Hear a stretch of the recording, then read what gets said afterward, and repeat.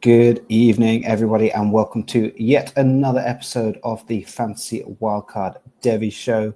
My name is Jack. I am one half of this fabulous podcast, and I am joined, as ever, by the wonderful Phil. How are you doing, Phil? Yeah, I'm really well, man. Really well.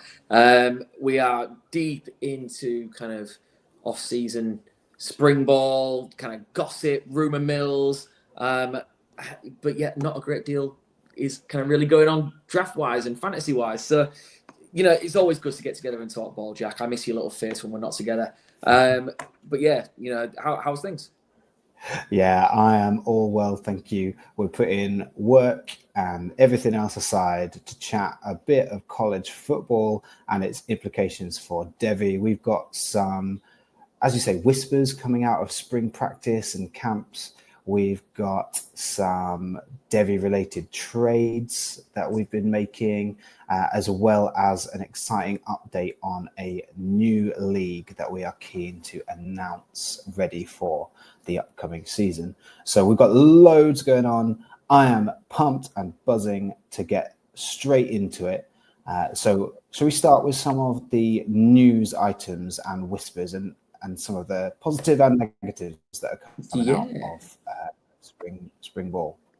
Absolutely. So let's start off, Jack. Let's start off with a big news that broke yesterday, and that is one of our elite 2027 wide receivers, Ryan Wingo at Texas, has been ruled out of all of spring ball. He's not going to take any further part in spring camp with a hamstring injury.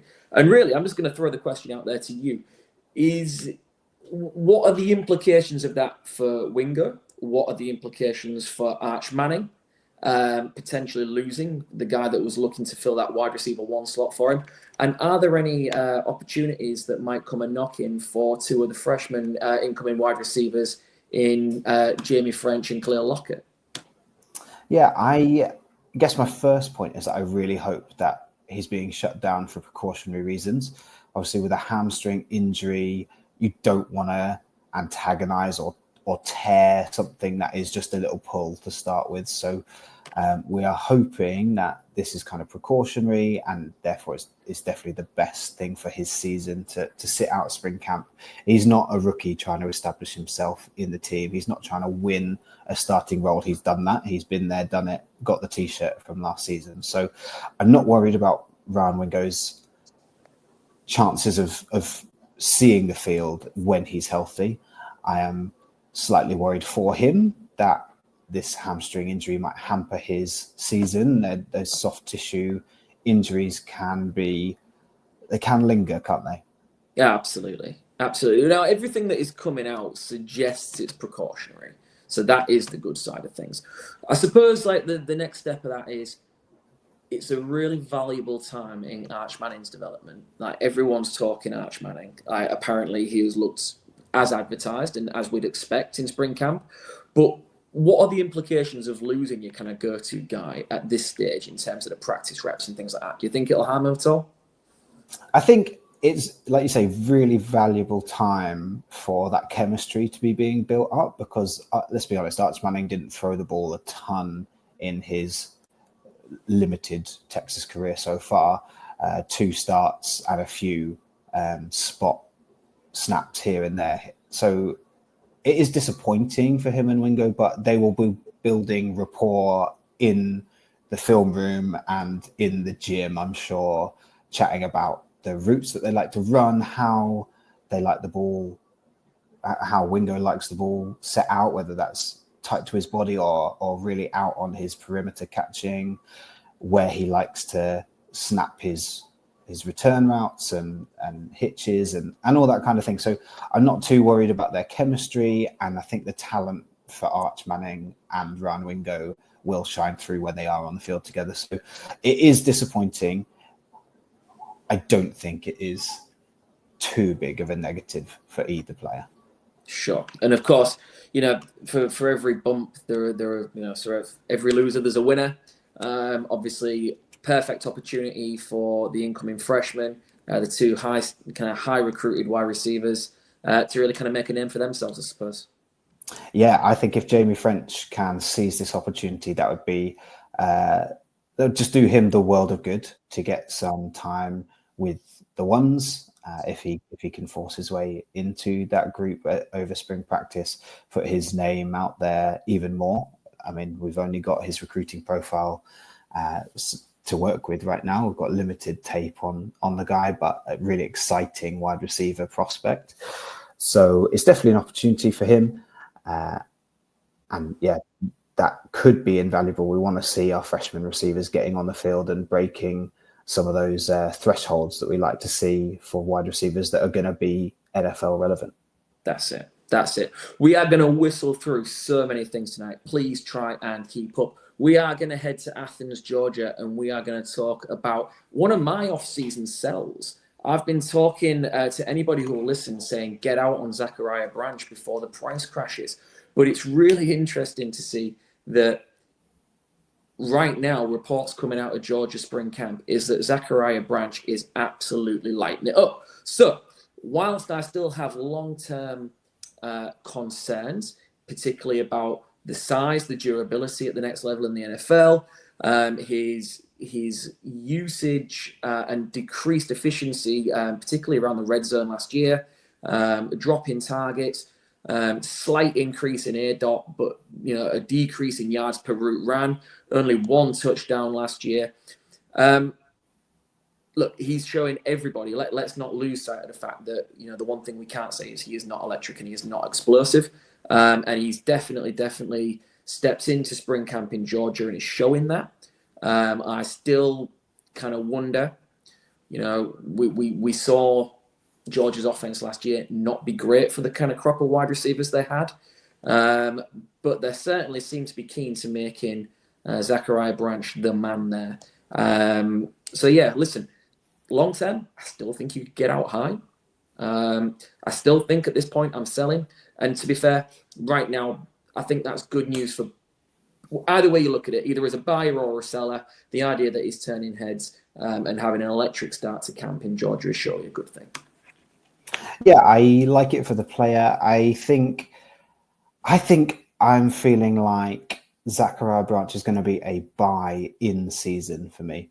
I think, like you say, this news gives his sell window a bit of a bump. So if you are looking to sell him, now is a great time to try and do that. I think in season, we won't see quite as rave reviews because it is easier to shine in spring camp and in practice. And we know that when Zach Branch has the ball in his hands, he is electric and he can do a lot of really exciting things. And we have seen that type of receiver, that profile of receiver, be successful in the NFL. We're looking at Deebo Samuel, who has been a wide receiver one in the not too distant past as a fancy asset. So I still like Zachariah Branch. I think I'm gonna hold off and potentially look to buy him in season when the production isn't quite matching the hype that we're seeing out of camp, and hope that I can give up not too much and take a punt on someone who could be a really exciting gadgety player in the NFL. That's it. Right, let's keep moving. Let's keep talking wide receivers. We've got one more wide receiver to discuss here. And this time we're heading to Tennessee.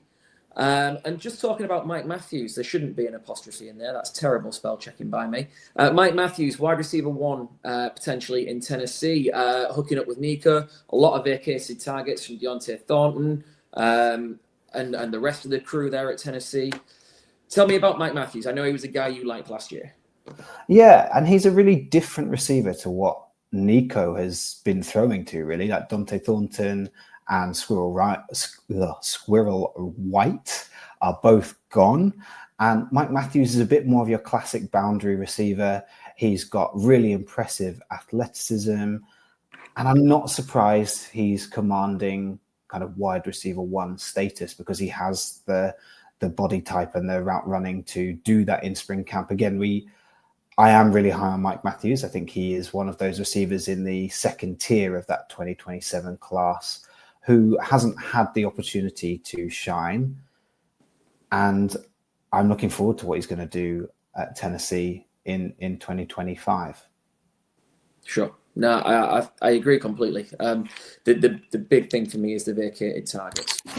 And those vacated targets are going to spell opportunity And obviously, we're looking for Nico to bounce back. We've spoken at length about Nico in the last kind of couple of shows, really, and how he's disappointed.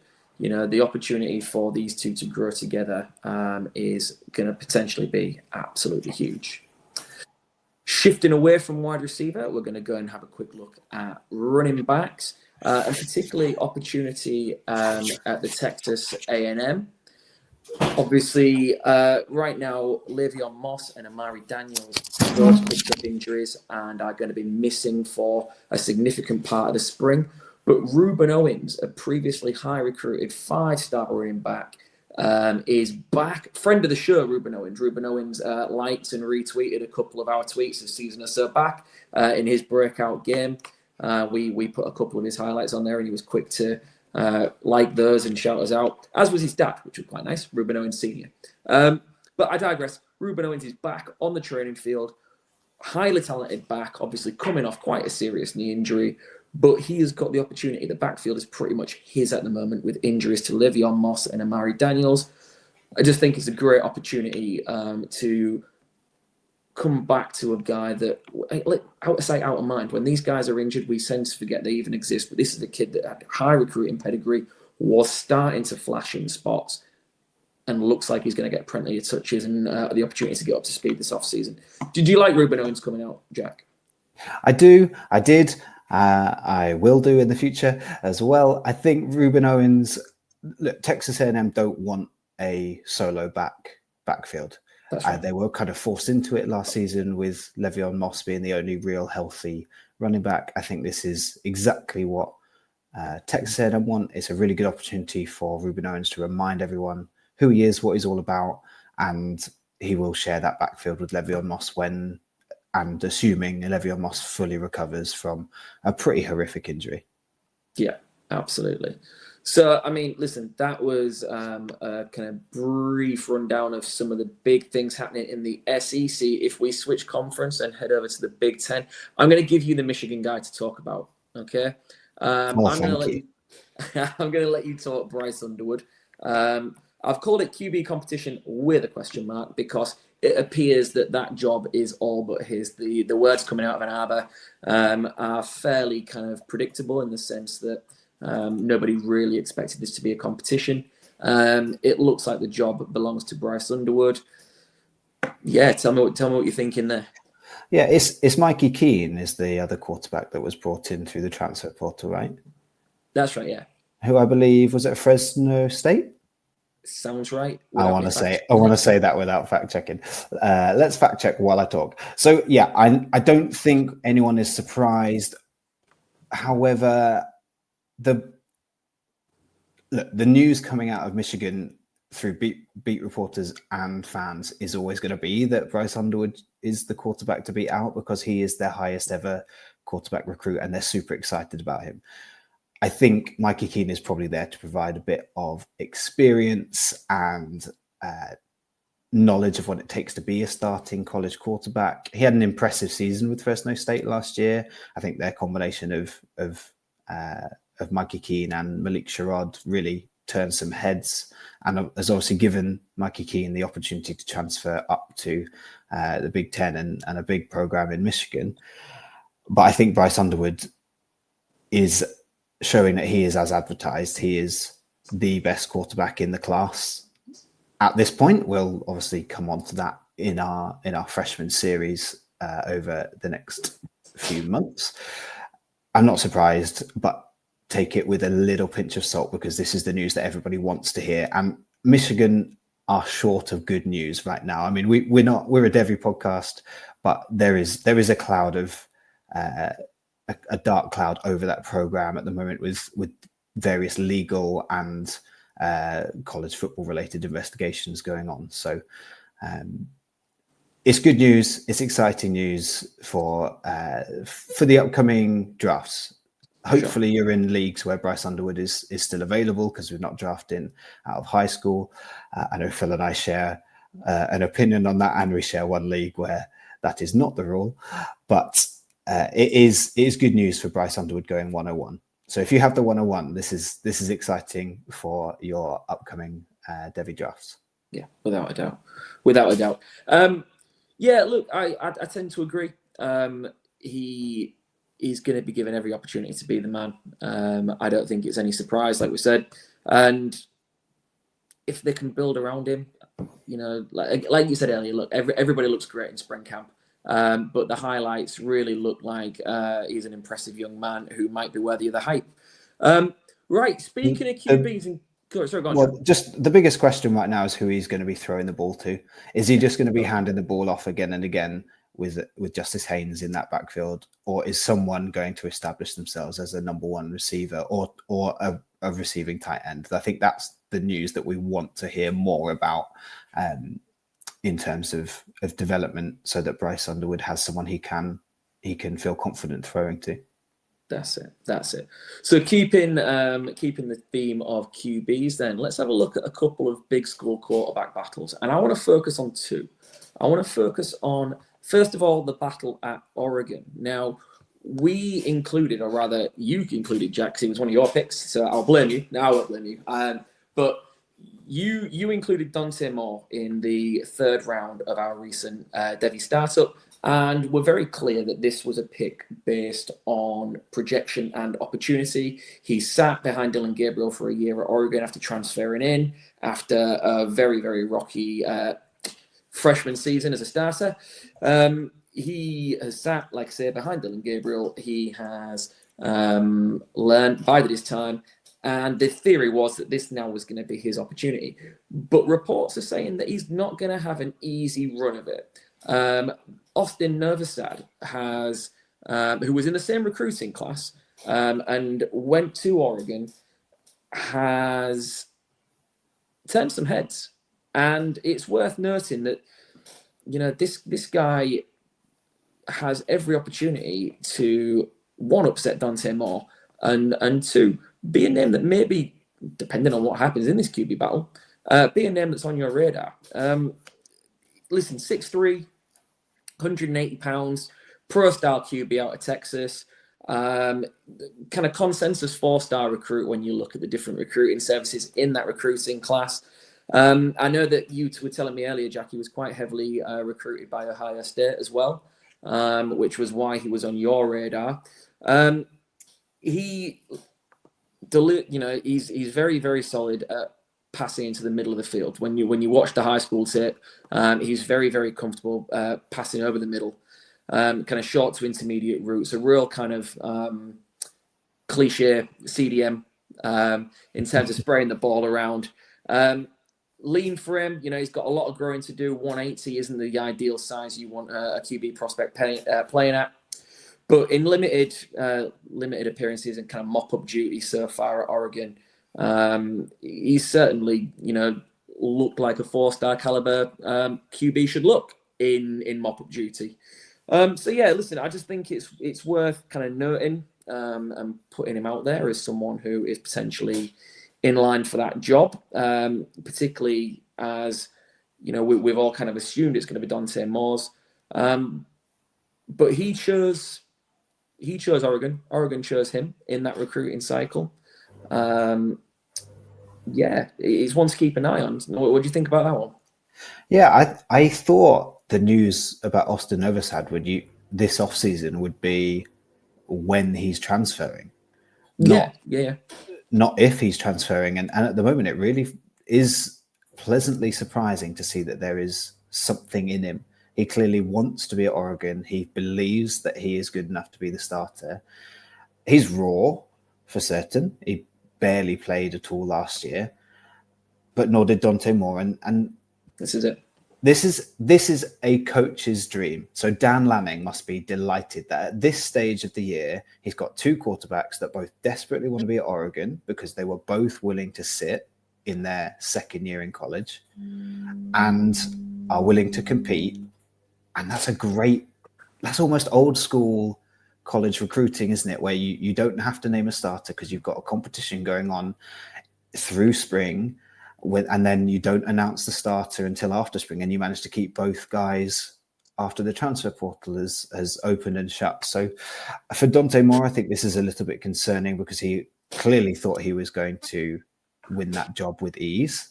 let's be honest, that was his entire business plan, was to go to Oregon, sit behind Dylan Gabriel, and then take over.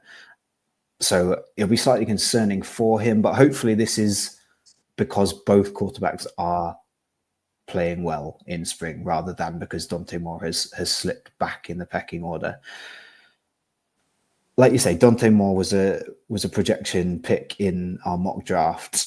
He's at the right school to boost that draft, but then so is Austin Novosad. So I think whoever wins this quarterback battle suddenly elevates their Devy stock and becomes a stash. So if we can get that news before your 2025 Devy draft is completed, then that's great news for kind of stashing in later rounds. Dante Moore is a bigger name, so you're probably going to have to pick him in the 3rd or 4th round. But if you're in a deeper league, Austin Novosad will be available in the 8th or 9th round. So I think both players are worth a pickup in Devy to see where they go from here. And like Novosad is skinnier, he's slender than Dante Moore, but we've seen that in Dan Lanning's Oregon offense, you don't need to be any particular size. That's it. Let's be honest, like throwing across the middle of the field, big tick for the Oregon offense. So Austin Novosad doesn't need to be 30, 40 pounds heavier like Dante Moore is to be successful. Yeah, no, absolutely. And again, hearing this news was music to my ears, because I picked him up in the 10th round of one of my deeper leagues drafts last year, purely on helmet scouting. I had a 10th round pick. Let's take an Oregon QB who was fairly well recruited. Didn't know a great deal about him, but in this league that is so deep and has been running numerous years, the only chance you will ever get of a QB is by taking an incoming freshman. Nobody trades for them. It's a very high scoring QB league, so nobody's giving away established veterans. So it really challenges our theory on how we like to play and how we like to draft QBs. So I took a punt on him. So yeah, this news was music to my ears. I was really, really pleased to hear it. One more big school kind of QB battle I want to talk about, and that is at my beloved Alabama. We have a 3-way battle that really should be anyone's job, between Ty Simpson, who was a former 5-star recruit, has bided his time and has waited patiently for his opportunity. He could have tested the portal on numerous occasions, has decided to stand firm.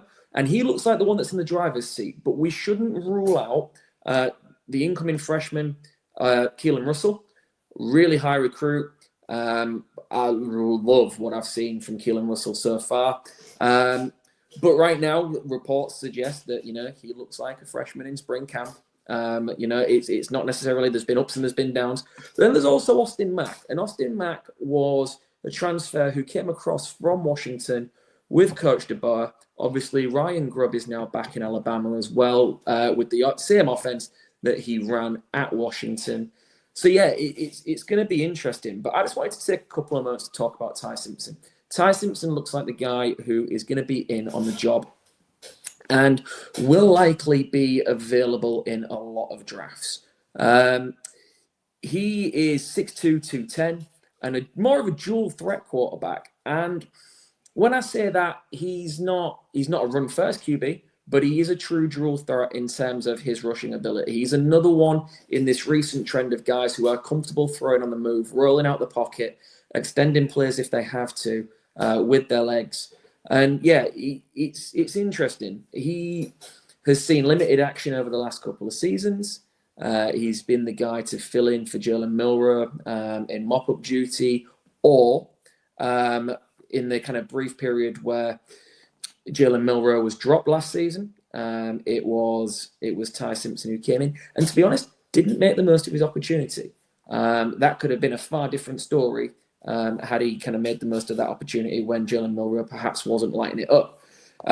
So yeah, look, it's interesting. I just wondered, one, what your thoughts are on Ty Simpson, Jack, and two, whether you think this is really a battle we've seen before. Alabama You've got to be truly exceptional to break that that mold at Alabama. Otherwise, you sit and you wait your turn. And perhaps, as talented as Keelan Russell is, maybe that's what's going to happen. Yeah, I think I have gone into this offseason kind of assuming that Ty Simpson was going to win that job. He's all the chatter was that this was the guy who was going to take over, rather, or not unspectacularly, but less of a spectacular quarterback takeover than we've seen before at Alabama. Let's put it that way. Not as high a recruit, not the current regime's guy either. And I think that's what Keelan Russell has going for him. And Austin Mack, although I'm reading a report now, I can't tell you how legitimate BVM sports are, but as of 4 hours ago, Austin Mack is apparently declaring that he will enter the transfer portal in spring. So this may be a 2 QB battle, and the fact that Keelan Russell is a freshman probably goes against him, but he is the guy that Kalen DeBoer has gone out and got. He's also the guy, similar to the Bryce Underwood hype, he's the guy that Alabama fans are talking about every day. He is the message board guy. So I anticipate Ty Simpson will be the starter this year, and Keelan Russell will be there to snap up any opportunity that Ty Simpson gives him to take over. I think Keelan Russell is the Devy prospect out of the two. I think anyone who owns Ty Simpson is probably regretting that pick right now because he's not returning anywhere near the investment that you put into him. And I don't really see him recovering that, even if he is the starter all season, unfortunately. Yeah, I think you're right. I think, when we're talking about Devy assets, we're talking about the guys that we think can really make a difference on Sundays. And right now, Ty Simpson hasn't shown us anything that suggests he can be that guy. Maybe more of a college fantasy prospect, a good C2C prospect in that offense this year. But yeah, maybe capped upside in terms of the next level.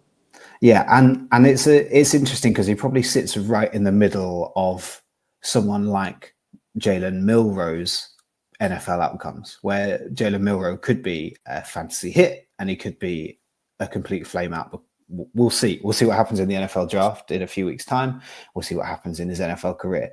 But that's the kind of player where I would rather have someone that has a high ceiling than Ty Simpson, who is probably an NFL backup for his entire career in the NFL. But I'd love to be, as we say with all these prospects, we don't wish this on any of them. I would love him to prove me wrong. I would love this to be a huge development year at Alabama. Not good enough to win the national championship, of course, Phil, but good enough to boost all our Devy stocks and for him to have a good career that he wants. Absolutely. So let's talk the national championship winning sides. Let's go to your beloved Ohio State next. And there is a wide receiver who is making noise that doesn't go by the name of Jeremiah Smith. This is going to be a really refreshing take because we're going to talk Ohio State receivers and not talk about that guy. Okay, we're going to talk about a potential battle for snaps and targets between Mylan Graham and Carnell Tate. Tell us what you're hearing, Jack, and tell us what the noise is. Yeah, so Ohio State, notorious for having a talented wide receiver room. Mylan Graham is part of the 2027 class that we have spoken on and on about. He came in as a kind of under the radar recruit because Jeremiah Smith, I know I'm not supposed to talk about him, but because Jeremiah Smith came in as the headliner, Mylan Graham has slipped under the radar. He is someone that the Ohio State staff and Brian Hartline absolutely loved as a recruit. They worked very hard to get him to commit, and he didn't come as an early enrollee. So he's had less time on campus, and therefore his freshman season was pretty non-existent. He didn't feature. He's not a name that you'll have heard at all in 2024. Now, that's partly because the wide receiver room was extra stacked because Emeka Egbuka came back for another year, and nobody really transferred out from the 24 or 25 classes. But Mylan Graham is really impressing because he is a very talented wide receiver. He's someone who I have hoovered up in trades actually, because he was a high recruit, so people did take him in Devy leagues and Campus to Canton leagues last season in this early second round, really. But he's someone that has done nothing, they've heard nothing about, and so I'm snapping him up. So a trade that I made, and just double checking the details. This is in a Campus to Canton league, so they will score fancy points in college too. But I have traded away Jaden Greathouse, the Notre Dame wide receiver, and a 2025 ninth round pick in exchange for Marlon Graham and a 2025 15th round pick. So that is the last round of the supplemental draft. Right. So I've traded down 6 rounds and traded away Jaden Greathouse, who is probably more of a household name than Marlon Graham. Yeah, but I am absolutely delighted. I think it's a very even trade. I think it is a good deal. Jaden Greathouse, if he has someone throwing in the ball, that would be great for his stock. But he really came on strong towards the end of last season, and even in the national championship game, he was really impressive in that second half when Notre Dame were surging for a comeback. But I am all in on Marlon Graham. Now, if he establishes himself, that probably knocks the playing time of some other Ohio State wide receivers. So what that does to Brandon Inniss and Carnell Tate, we will see. But I think it's a good thing for all of their Devy stock, because they're going to be competing against each other throughout spring and in whatever the spring showcase looks like, because most schools haven't announced what is happening with their spring game or spring showcase or fan event. But I think this is good news. I think it's another name on the radar that people have kind of gone a bit cold on. Yeah, absolutely. No, it's interesting, isn't it? Like we talk about, one of the things that I find interesting is the importance of enrolling early. So Marlon Graham didn't enroll early. And, obviously, listen, I appreciate just how talented that Ohio State wide receiver room is. There's no guarantee that he's going to start straight away or make a major case in his freshman season. But the impact of arriving late just gives that more kind of catch-up time, more things to cram into a short period of time, such a steep learning curve. But yeah, this season and this spring, he certainly seems to be the name that people are mentioning, perhaps more so than some of those most established others. So well worth putting on listeners and watchers' kind of radars, particularly as he's likely, again, another one who stands a good chance of being available in a lot of kind of drafts this coming off season, supplemental drafts. And obviously someone to target mid to late rounds of your startups, perhaps, before some of these other bigger names. Yeah, I think so. And I think because of his late enrollment, this kind of buzz in this spring camp is so important. I think this is exactly what we need to hear. It's something that we didn't hear about Brandon Inniss last season, and therefore we have spoken over last season at how disappointed and maybe skeptical we are about Brandon Inniss's return as a Devy prospect. He didn't have this kind of hype. We're hearing this from Marlon Graham. I think he's someone, I'm targeting him in all and any leagues. I don't own him already because I think his price is only going to go up. Yeah, absolutely. Wise words in terms of, again, like we always say, you don't have to see these guys through to your dynasty roster. This is just about stocks and shares and trading at value. And right now, you're right. It's the ideal time to get him because that value is going to go up. Excellent. Right. Okay. One more, and then we will move on to our next segment. I just want to talk one of my favorite wide receiver rooms at the moment, and that is the Clemson wide receiver room. Obviously, we've spoken at nauseum about the 2027 duo in TJ Moore and Bryant Wesco, and what we expect from them. They're both, again, featured in the first round of our recent startup. We know that Antonio Williams is coming back for one more ride. But again, it's another name, and it's a deeper sleeper of a name that has been making waves at spring camp, and that is the return of Tyler Brown.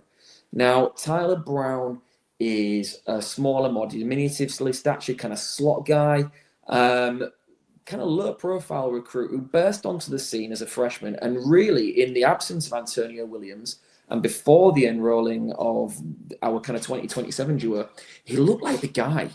He looked like the one who was going to really make a name for himself. And the real unfortunate kind of season-ending injury last season meant we didn't get to see the next stage of his development. But he's back, he's playing well, and it just begs the question. He's first eligible in 2026. We have, like I say, the duo that are available in 2027. We've got Antonio Williams, who we know what to expect. We've seen the bounce back from him last season.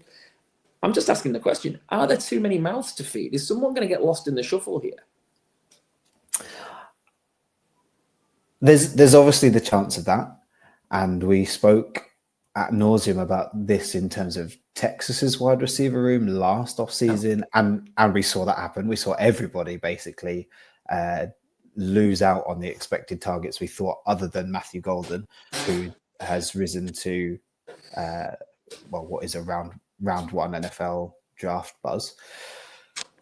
But I think there's a difference at Clemson. I think, firstly, the schedule in the ACC this season for Clemson is not too difficult. They are going to have the opportunity to throw the ball around and share the load, and for all of their wide receivers to start. And the other thing is, I believe tight end Jake Brinningstall has moved on to the NFL draft. He has. And he was Cade Klubnik's safety blanket over the middle of the field. So I feel like Tyler Brown can take on that role out of the slot fairly well. So I think there are significant targets and chain moving targets that Tyler Brown can take, and that will really build confidence in that rapport. And, if you can move the chains across the middle of the field, you just have to break one tackle and suddenly there's open grass for you. If he's got the talent and the ability to break that first tackle, to outmaneuver linebackers, then he could take a 3-yard dump off to the house. So I'm excited for Tyler Brown. My expectation isn't super high because of the other names in the wide receiver room and their specific roles. I'm quite excited. I don't think this is a Texas situation. I think everybody's got the opportunity to carve out their own role. Antonio Williams, we know, is going to be the red zone threat. TJ Moore is the guy that can win on the outside and win with speed. I think this is good news. Yeah, I think so too. Look, he's an explosive playmaker, good route running in hands. Like I say, he led Clemson in receiving as a true freshman. 5'11", 180. He's that kind of archetypal, kind of modern slot guy. And let's be quite honest, he's going to be slot only. But I don't think that's the death sentence it was. We've seen the success that guys coming into the league are having, and he fits that mold really, really well. He's going to be in a high-powered offense that scores a lot of points. I expect him to get his share. I'm not worried, but I just thought it was the perfect opportunity to bring that name back up and put it back in the ears of listeners. Another one that, if we can help you get that 1% in your drafts by targeting these guys in the later rounds that aren't on other people's radars, well, then we're helping you and we're doing our jobs. We are. And it's all positive. It's all positive today. We're all happy with the news that's coming out of spring camp. So this is great. Absolutely. Well, in that case, then, let's move on. Let's move on to our next segment. We've teased and talked week after week about needing to dig into the incoming freshman tape to give our lowdown and scouting reports on some of these high-profile recruits. Last year, when we were a trio, I was going to call it a threesome. That'd be weird. When we were a trio, there was myself, you, Jack, and Jordan, and we just divvied the guys out. We went position by position. We took some of the highest named recruits, and we just went, right, you do him, you do him, you do him. And we came back, we presented it. It was lovely. We were learning the ropes. We were cutting our teeth in terms of the wonderful dynamic presenters we are now. So this year, I just thought, we promised the listeners exactly the same insight, exactly the same content. But with the QBs in particular, to start us off, because we both have a dog in the fight, Alabama have got a high recruit, Ohio State have as well. I figured what more fun than to let fate decide who we discuss and who we go away and do our homework on. So I'm going to bring to the stage the wheel with 6 of the top consensus QB recruits. You will see Keelan Russell from Alabama, Tavion St. Clair, Houston Longstreet at USC, Deuce Knight at Auburn, Juju Lewis, who at one time was committed to USC but transferred to Colorado, and the aforementioned Bryce Underwood, number 1 overall recruit at Michigan. So we are going to spin the wheel. Jack, would you like to go first or second? Oh, second. Always second in a penalty shootout. Second. So the first pick will then belong to me. So if we can give that wheel a spin, and I will find the first QB that I am going to evaluate for our next show. Would you look at that? Keelan Russell. So if I get Keelan Russell, the Alabama quarterback. Jack, it is on you. Who is your first QB going to be? Oh, it's exciting. The wheel's spinning. I realize this is crap audio content. Houston Longstreet is your first QB, Jack. Okay, so the USC quarterback. Yeah, I completely forgot that we had audio only listeners. So yes, let's talk while we let this absolutely. Let's see who your second quarterback to evaluate is gonna be. It's spinning. You have Bryce Underwood. Well, there we go. So I am going to Alabama and to Michigan. Jack, you're up next. They must be the two highest recruited. Yes, the two highest rated, aren't they? Okay, let's see who's left for me. We've got Tavion St. Clair, Julian Lewis, or Deuce Knight. And the homer pick is here again. Tavion St. Clair, thank you very much. I will enjoy doing my research on Tavion St. Clair. The last spin. Right. Oh, watch me get the Auburn guy. Who have we got, Phil? Who are you taking? So we're down to 2. We are down to Juju Lewis or Deuce Knight. And I do get Deuce Knight, the Auburn quarterback, which means by process of elimination, you get Julian Lewis. Fabulous. A name that has long been kind of known on the recruiting circuit. He was one of the first guys to make a name for himself. Exciting times. Right, so we know who we're doing our homework on. I will do my homework next week while I'm sat on the beach in Spain. I will ignore my family and put some huddle film on. Excellent. So, exciting. Speaking of exciting, what a great word to use, Jack, because how exciting is this? All right, we are absolutely delighted to announce that we will be launching our very own Wildcard Devy C2C league in the not too distant future. So I suppose this is look, you're the C2C guy here, Jack. I will let you fill the listeners in with a few more details.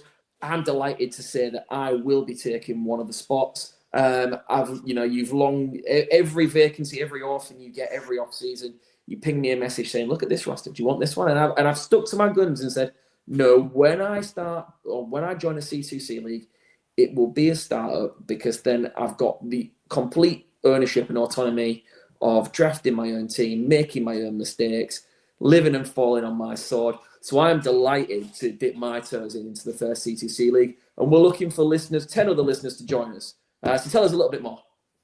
Yeah, absolutely delighted to be launching a Wildcard Devy Campus to Canton League. If you want the full in-depth spiel about why you should join a Campus to Canton League and what it is, then you can check out my solo episode from a good few months ago. You'll have to scroll back through our archive, but we'll find it. We'll find out the date of it so that we can highlight it on X again.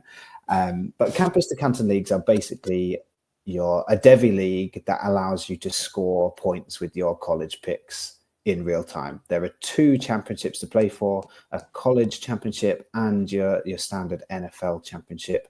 You're looking in your college side for players that are going to be Devy assets, that are going to join your NFL team and bolster that squad, but also score you points in your college fantasy championship charge. But then you also get to pick up players who are almost exclusively college producers. So it allows you to explore the depths of the college world that maybe you haven't delved into before. You're looking for those Western Kentucky wide receivers or the UTSA running back, repping today, those road runners. So Campus to Canton leagues are so much fun and a great way to learn a little bit more about college football. They give you a great opportunity to make mistakes in a Devy league because you have a 45-man squad, you have a 15-round supplemental draft every year. So you make a mistake, you can learn from it. You can absolutely recover from taking a massive dip on DJ Uonglele like I did in my first startup draft for a Campus to Canton league. So you've definitely got some leeway there. It's really fun, and we're delighted to be launching a new one that we would love for our listeners to be involved in. So if you want to know more, if you want to sign up, hit us up on X and we will get you logged in and on the list. So it's a league that we will draft. We will draft. I'm going to say it now. Fantrax is not going to be fully up to date until the end of July. We will be drafting the college side in July. We can kick off the NFL draft before that if we get the league full and we're getting itchy fingers. Then we can kick off the NFL draft earlier. Amazing news. And like I say, if anybody's sat there going, oh, man, I'm only just dipping my toes into Devy because of you guys. Like, now you want me to play C2C? Listen, I'll just say it again. I've never done this either. This is going to be an absolute roller coaster. We'll learn together. We'll make mistakes together. We'll laugh at each other's misfortune. It'll be great. All right? Lovely. Okay. So, normally at this stage in the game, we bring sell, hold, acquire to the table. Today, I want to do something a little bit different, Jack. We are coming towards supplemental draft season. Okay, the rookie drafts will be come and gone before we know it, and we will be looking at our supplemental Devy drafts. A really, really exciting time.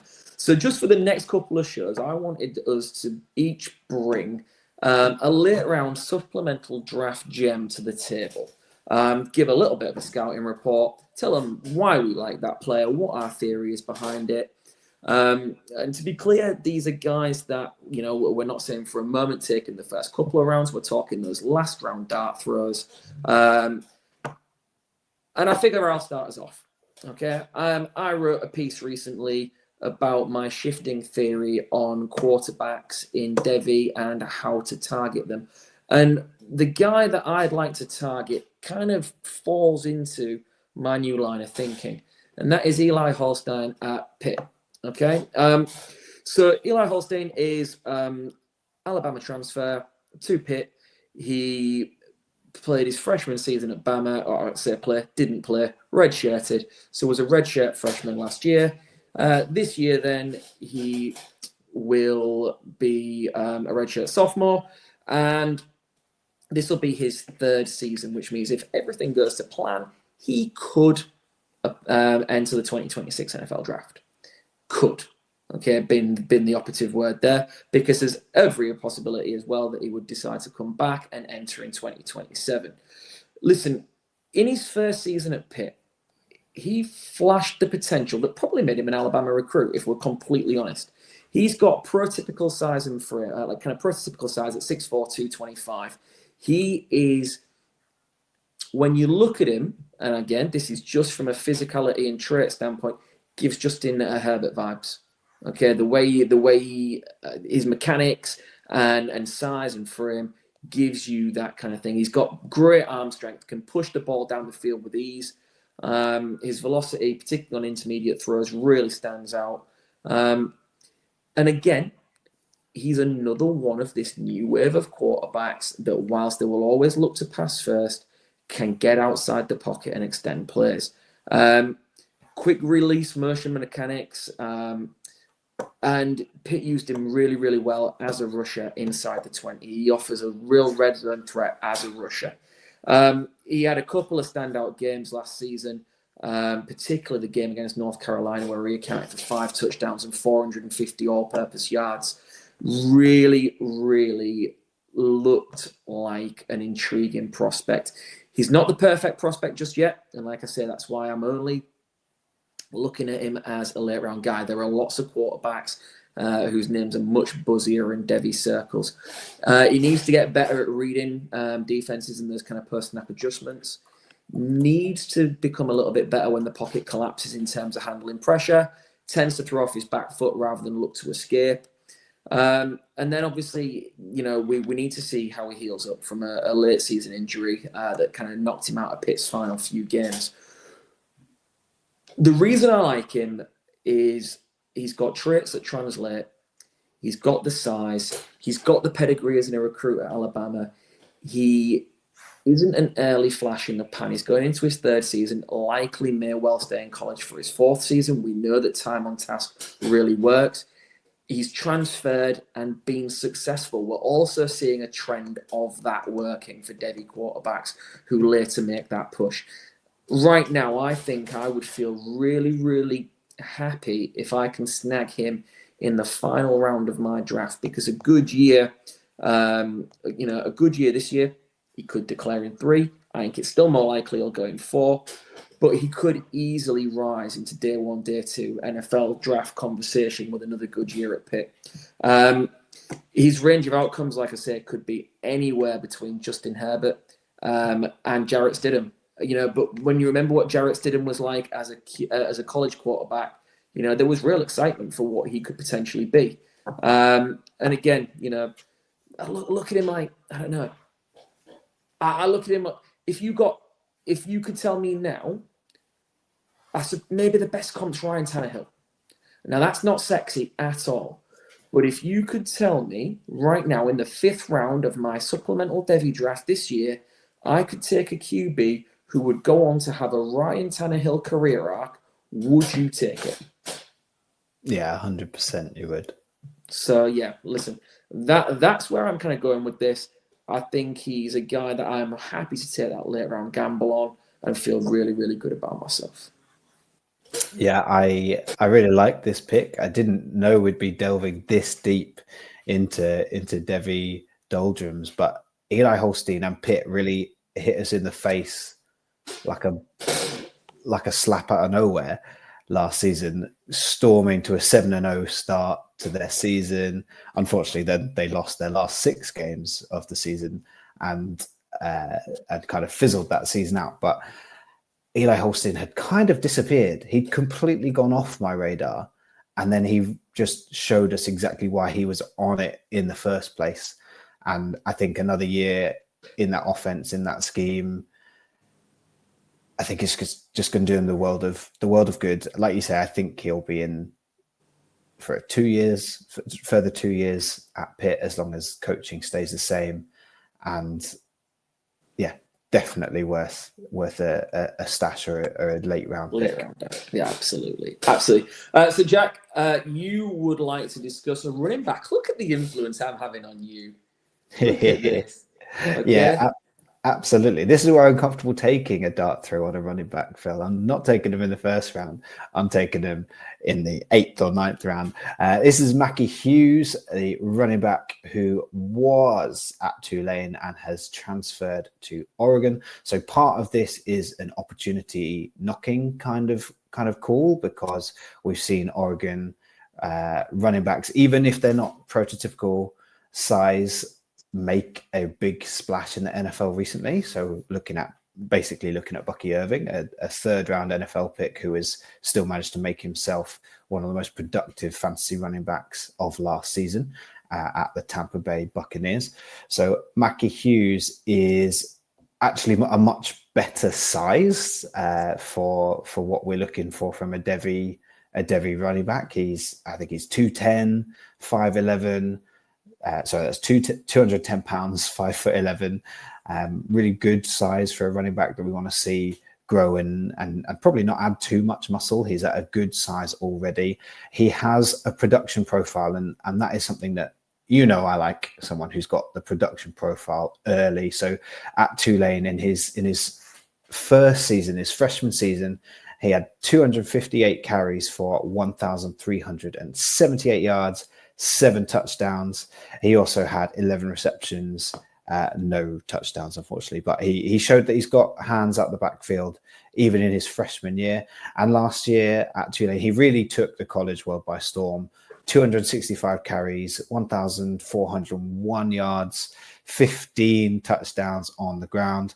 And then he caught 19 passes for over 170 yards and 2 touchdowns through the air. So someone who's got a production profile, got a good size, and is now going into an offense and into a scheme that can highlight his skill set.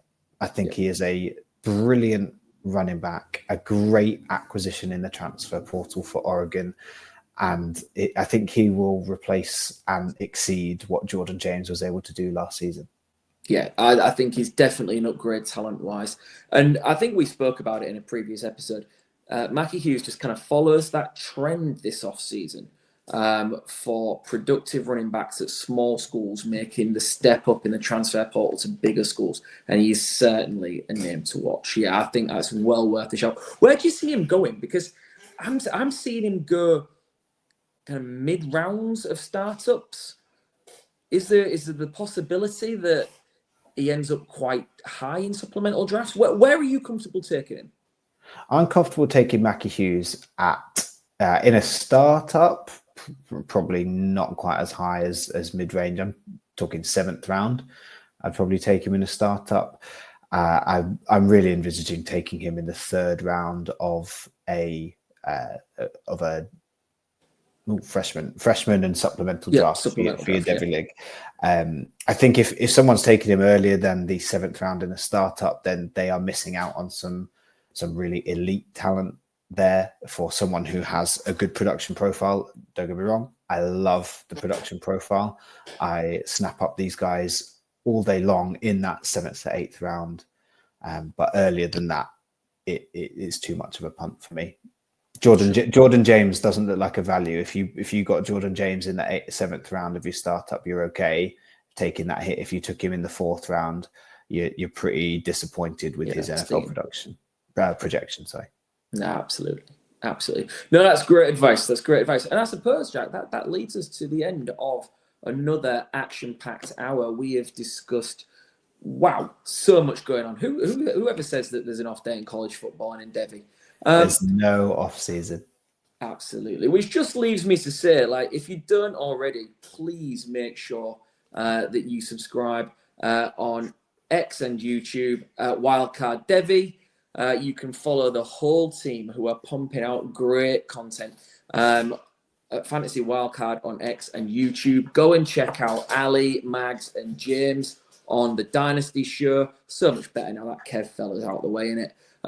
The guys put together a great show this week, talking this or that. Would you rather take the rookie draft pick at value or flip it for a veteran asset? Really, really interesting listening that will make you a better fantasy football player. So we'll be back in a fortnight. We're going to talk incoming freshman QBs. We have our homework. We have our assignments to go away and work on. Jack, anything you want to say to the people before you get out of here? I want to say big shout out to Lewis Wood at Fancy Pancake on X. He got married last week. Big congratulations, bro. We are very excited for you. You have also been pumping out ridiculous amounts of content, 50 rookie profiles in 50 days in the lead up to a wedding. That is pretty impressive. And I want to give you your work a shout out, Phil. You have been pumping out articles and reviews and shows and featuring on podcasts and video podcasts. So if you're not, make sure you are following Phil as well. You can see his handle at the bottom of the screen, Posh Plays FF. Make sure you are following for all his advice, especially if you're going to join our Campus to Canton League, because you can then snipe him for all the picks that he wants. Absolutely. Right. Okay. We're at an hour. Let's get out of here. Jack, I'll see you in a fortnight. All right. Everyone else, see you soon. Bye.